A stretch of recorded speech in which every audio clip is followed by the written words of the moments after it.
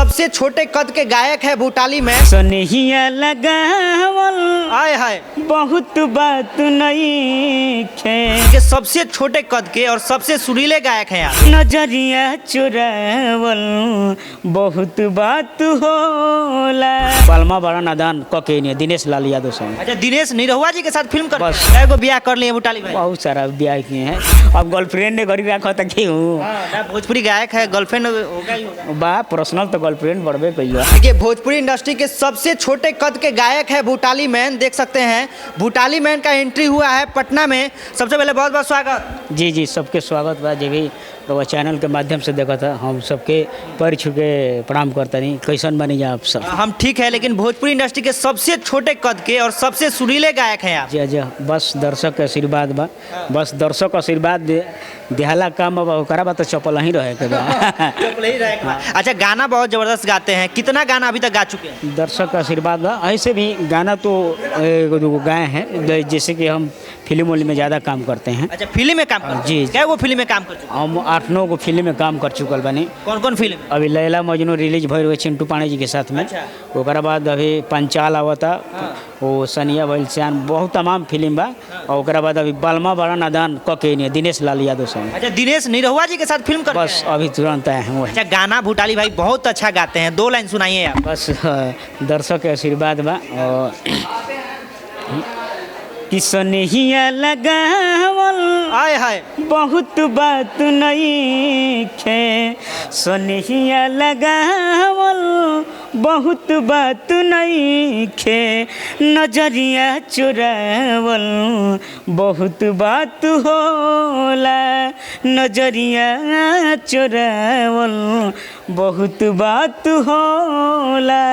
अच्छा, ये आपको माना जा रहा है भोजपुरी इंडस्ट्री में सबसे छोटे कद के आप गायक हैं। जी हाँ हाँ भाई। कितना हाइट है आपका?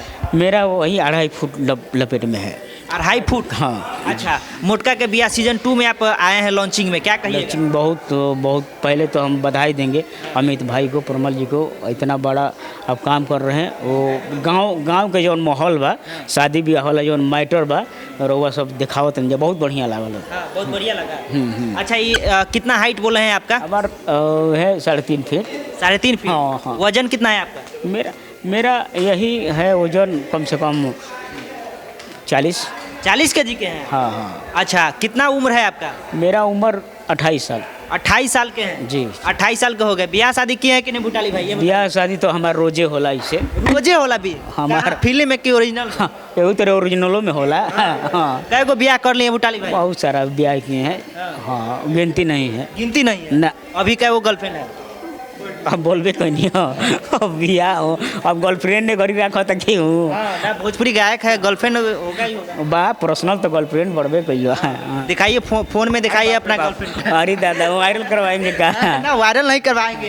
अच्छा चलिए, दर्शक का आशीर्वाद है। और तो फिल्म होना चाहिए जरूरी, थोड़ा सा जरूरी, एकदम इंटरटेनमेंट ना हो तो कैसे मजा आई महाराज। हाँ। फिल्म करके आए हैं पूरा निरहुआ जी सब के साथ? बहुत सारा फिल्म किए हैं।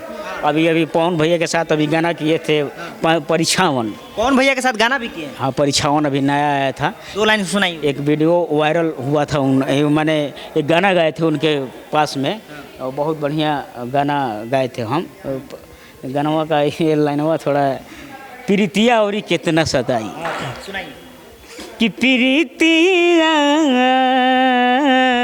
और कितना सताई, दूसरा के नाम के मेहंदी रचा के, दूसरा के नाम के मेहंदी रचा के, भइलू चीज पराई, प्रीतिया औरी कितना सताई। अच्छा, आपको खूब लोग प्यार देते हैं, जहाँ भी जाते हैं आपको सबसे मिलते जुलते हैं? बस हाँ, सब कोई प्यार देते हैं और मानते भी हैं। हम भी मानते हैं, सबसे मिलते हैं तो बढ़िया से बात करते हैं।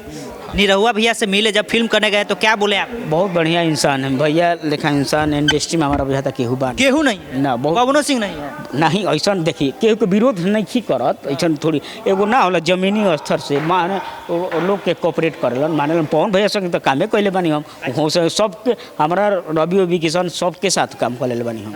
हाँ अच्छा, पवन भैया का अभी चर्चा है कि शादी का जो चर्चा तेज है, पवन भैया शादी करने वाले हैं फिर से चांदनी सिंह के शादी साथ। ना हुई, शादी ना हुई, पवन भैया का शादी नहीं होगा? गलत न्यूज है वो सब, गलत न्यूज है। ना। हाँ हाँ कह रहे हैं कि चौथा पांचवा शादी करेंगे पवन सिंह। शादी ना हो पाई, ना हो पाई। ना शादी नहीं के करे के विचार। और जौन बड़ी भाभी हुए आ जा सोमनी खाती हुए ठीक बा। ज्योति भाभी आना चाहिए। ज्योति भाभी को एकदम लाना चाहिए। हाँ ये फैंस का मांग है, मांग है, मेरा भी मांग है। आपका भी मांग है। हाँ चलिए, भूटाली मैन का भी मांग है कि पवन भैया का ज्योति भाभी आना चाहिए। चलिए, बहुत बहुत शुक्रिया इतना समय देने के लिए। जय हो भोजपुरी समाज, लव यू सबके।